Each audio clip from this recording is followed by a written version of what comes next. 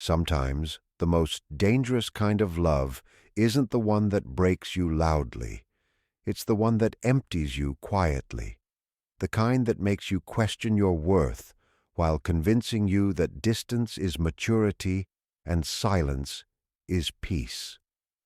Emotional detachment, when practiced by an avoidant individual, is rarely a simple matter of preference or personality. It is often a learned mechanism rooted in a deep-seated need for self-preservation and control. For the avoidant, closeness represents vulnerability, and vulnerability threatens their fragile sense of autonomy. Thus, detachment becomes their armor, their weapon, and their means of keeping emotional chaos at bay. But beneath this facade of composure lies a hidden manipulation, a quiet, calculated method of maintaining dominance within relationships without ever appearing overtly controlling.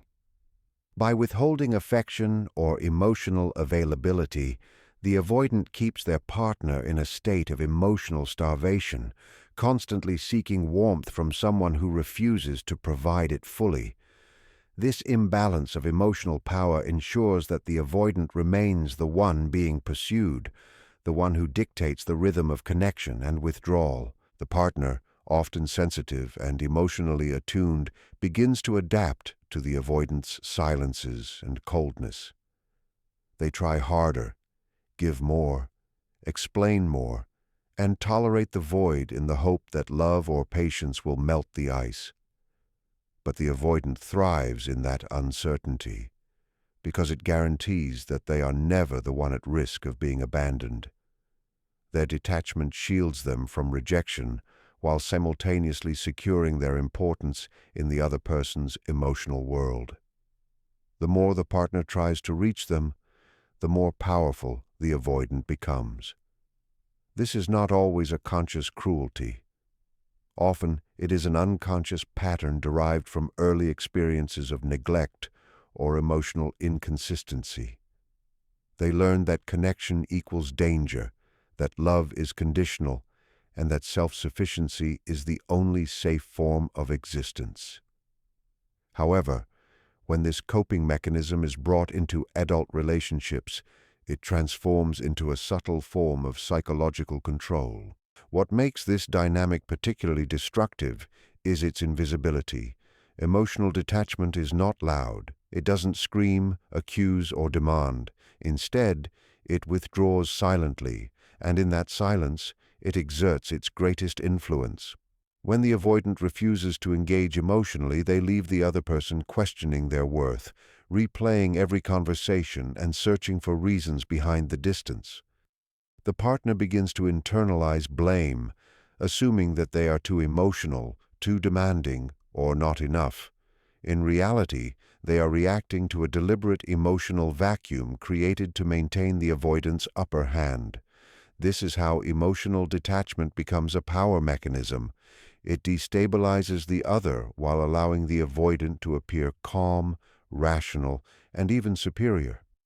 The avoidant may use phrases like, "I just need space," or "I'm not good at expressing feelings," as shields that justify their disengagement. These statements often sound mature or self-aware, yet they are often tools of avoidance rather than self-reflection. By creating distance, they ensure that the emotional responsibility of maintaining the relationship falls entirely on their partner.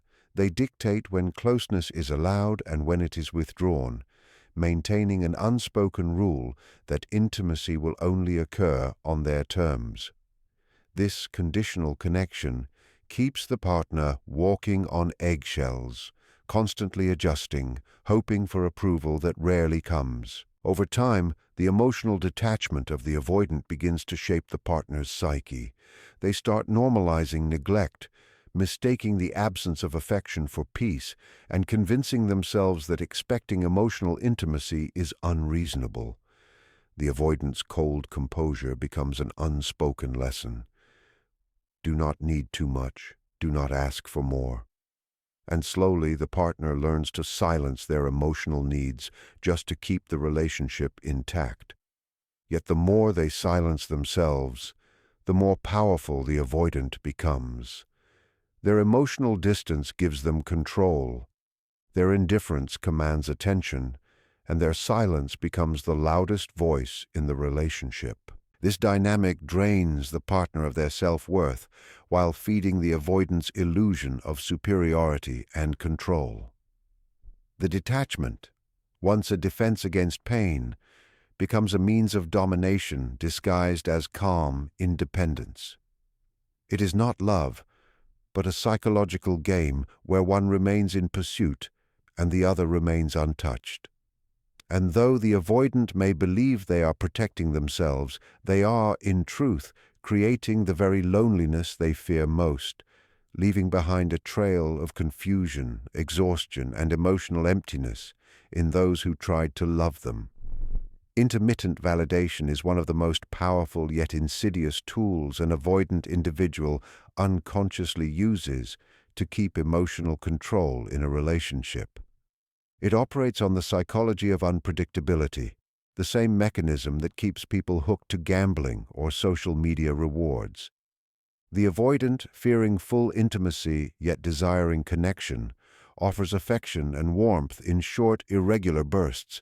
These moments of validation, an unexpected compliment, a rare moment of closeness, or a sudden display of care, create a rush of emotional relief in their partner. After days or weeks of emotional distance, that fleeting attention feels intoxicating, almost sacred. The partner begins to associate love not with consistency, but with temporary approval, not realizing that they have entered a psychological loop of craving and reward carefully reinforced by the avoidant's inconsistency. This dynamic often begins subtly. The avoidant may initially appear attentive, engaging, and deeply interested, creating a powerful emotional bond early on. But once emotional expectations rise, once vulnerability is required, they begin to withdraw. Their texts become shorter, their calls less frequent, their presence distant. Just as their partner begins to feel abandoned or questions the relationship, the avoidant suddenly reappears, offering affection, interest, or empathy. That return of warmth erases doubt, convincing the partner that everything is fine, that the coldness was temporary, or that they may have overreacted. But what's really happening is conditioning. The partner is being trained to accept emotional scarcity in exchange for rare moments of closeness. This intermittent pattern keeps the partner in a constant state of emotional anticipation. They never know when the next moment of affection will come, so they remain on alert, analyzing every interaction, trying to decode what will please the avoidant enough to receive validation again. This heightened sensitivity deepens their emotional dependence. The partner becomes addicted not to the person, but to the uncertainty. The fear of losing the connection grows stronger than the pain caused by inconsistency, making it almost impossible to detach. Meanwhile, the avoidant enjoys the comfort of knowing that they can withdraw without truly losing their partner's attention. Each cycle of withdrawal and validation reaffirms their psychological control while preserving their emotional distance. What makes this tactic so devastating is that it masquerades as emotional authenticity. When the avoidant finally gives affection, it feels genuine, even profound, because of how rarely it happens. The scarcity amplifies its perceived value. A simple, "I miss you," after days of silence, can feel like a grand gesture of love. The partner internalizes this scarcity as proof that the avoidant's emotions must be deep and guarded, rather than inconsistent and manipulative. They start believing that the relationship requires patience, empathy, and understanding, rather than boundaries and clarity. This illusion binds them tighter to someone who offers affection as a privilege, rather than a natural part of love. The avoidant, consciously or not, uses this intermittent attention to regulate their own fears of intimacy. When they sense the relationship becoming too close, they retreat to regain their emotional autonomy.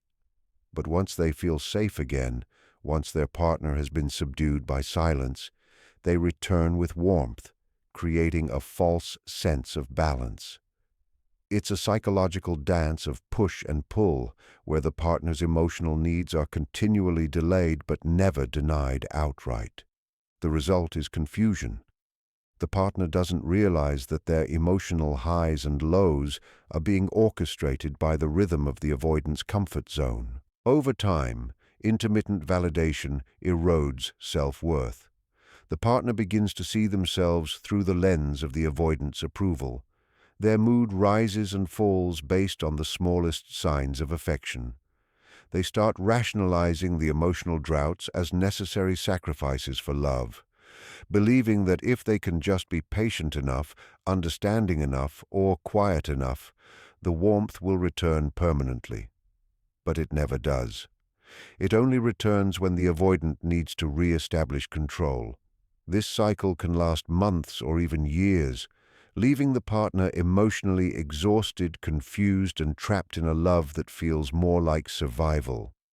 The avoidant's inconsistent validation becomes the invisible thread that binds the partner's heart, creating dependency under the illusion of connection, control disguised as care.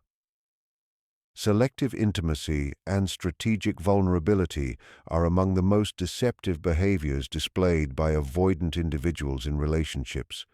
These patterns create the illusion of emotional connection while ensuring that genuine closeness never takes root. The avoidant does not reveal themselves freely or consistently.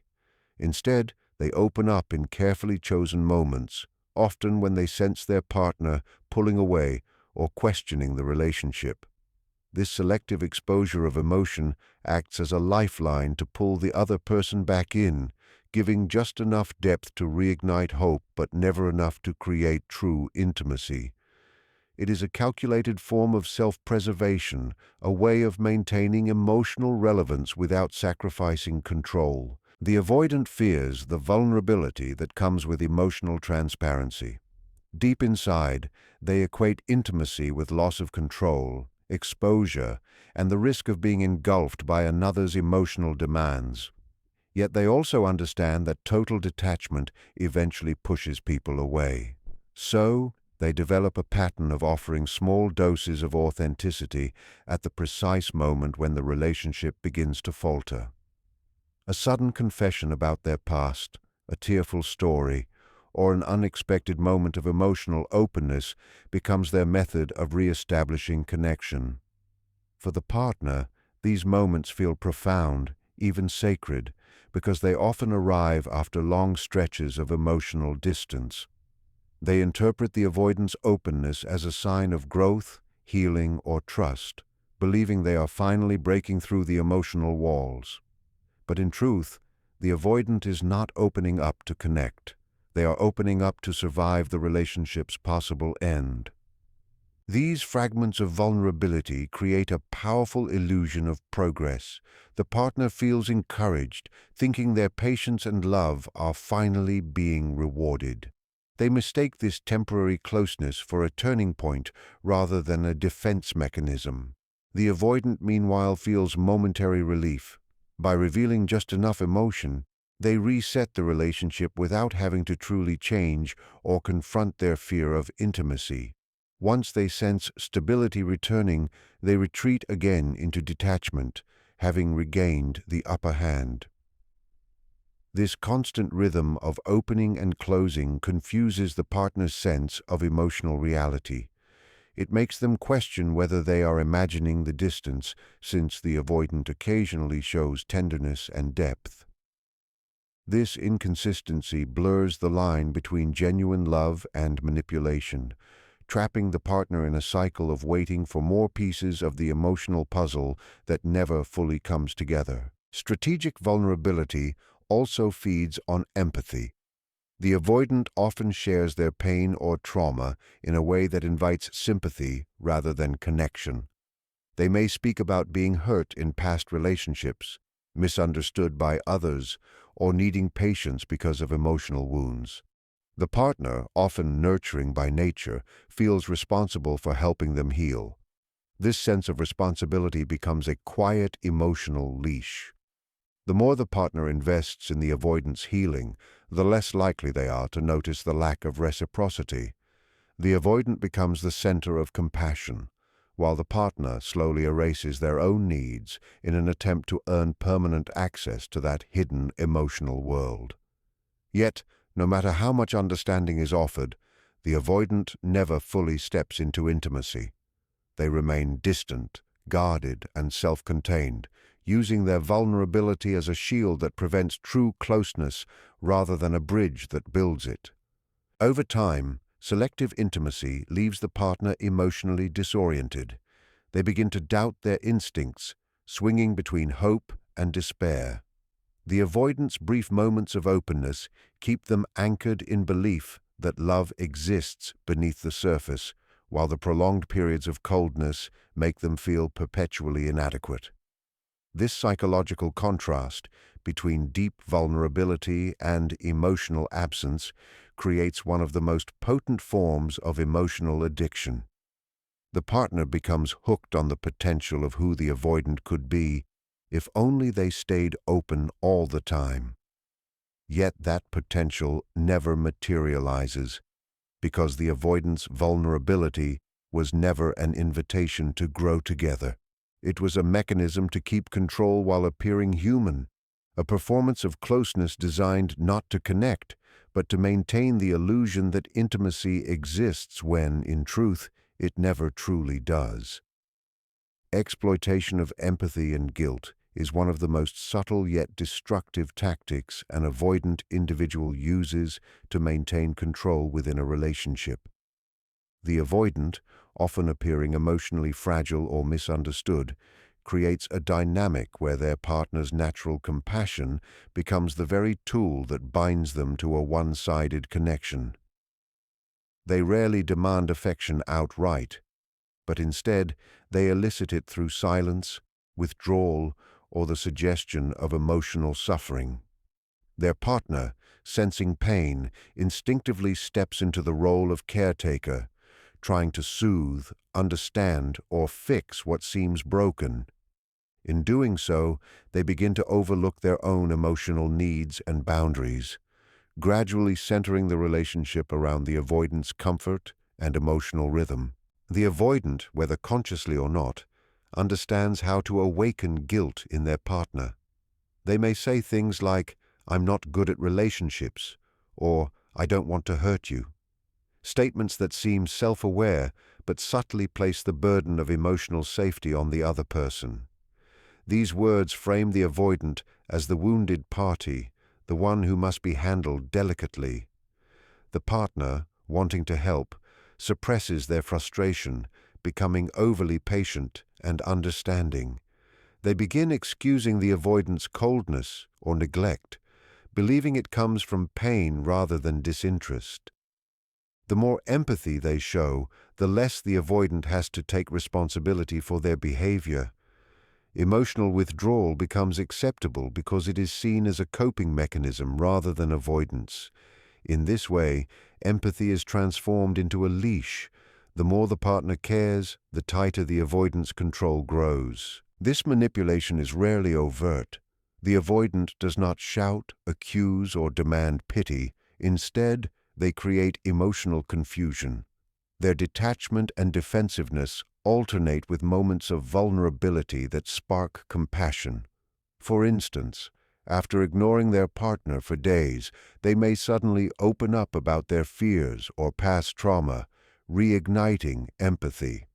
The partner, relieved to see emotion, softens immediately and abandons any impulse to hold them accountable. This emotional fluctuation keeps the partner locked in a pattern of forgiveness, always interpreting the avoidance inconsistency as a symptom of hurt rather than indifference. Over time, the partner learns that expressing their own pain or needs leads to withdrawal, while showing understanding restores peace. The relationship thus becomes a silent contract. One gives endlessly, while the other takes refuge in detachment.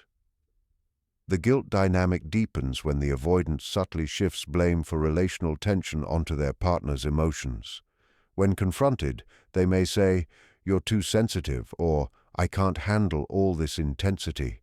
Such statements imply that emotional expression itself is the problem, not the avoidant's lack of participation.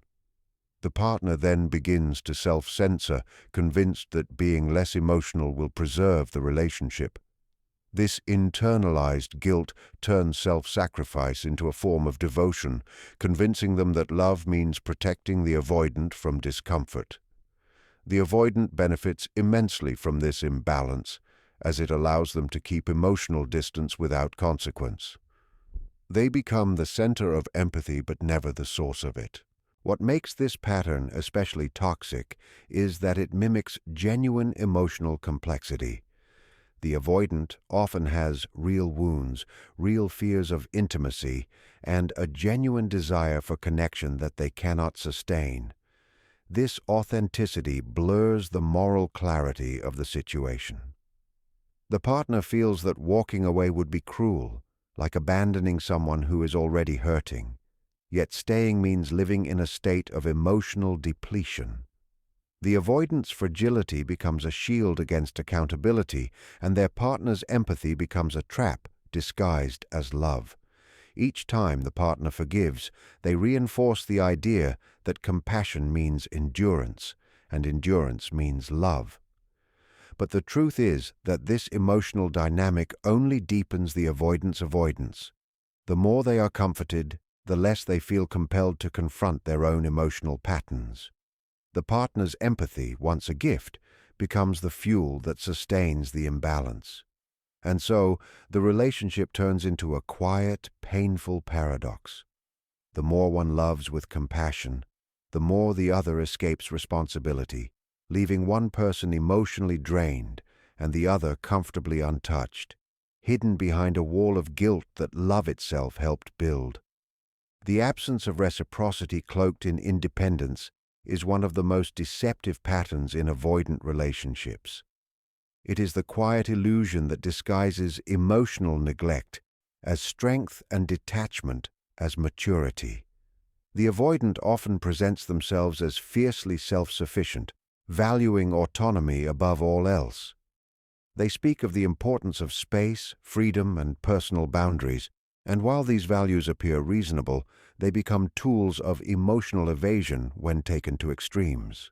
Beneath this mask of independence lies an imbalance, one where the avoidant takes emotional support, affection, and stability from their partner, yet rarely gives them back in equal measure. Their independence is not about balance or individuality. It becomes a convenient defense against intimacy, allowing them to benefit from the relationship without truly participating in its emotional reciprocity. The partner, often empathetic and emotionally giving, mistakes this guarded behavior for emotional discipline or past hurt. They interpret the avoidant's self-contained nature as a sign of depth rather than disconnection. They think they just need time to open up, and so they continue to invest emotionally, waiting for the moment when love will finally feel mutual. But that moment never comes, because the avoidance version of connection is rooted in distance. They want the security of being loved without the vulnerability of truly loving back. They accept care, affection, and understanding as though it were their right.